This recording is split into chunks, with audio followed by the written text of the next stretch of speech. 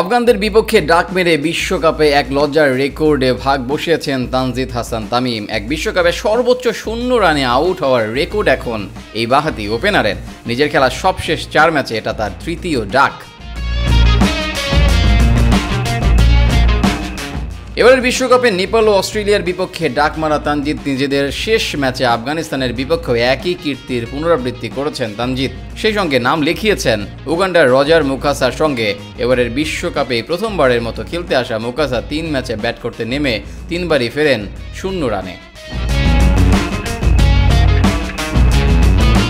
বিশ্বকাপের আগে তানজিদ দেখিয়েছিলেন ভালো কিছু স্বপ্ন। ওপেনিংয়ে লিটন দাস, সৌম্য সরকারদের বাজে পারফরমেন্সের বিপরীতে তার ধারাবাহিকতা ভরসা দিচ্ছিল, কিন্তু বিশ্বকাপের বড় মঞ্চের চাপ নিতে পারেননি তিনি।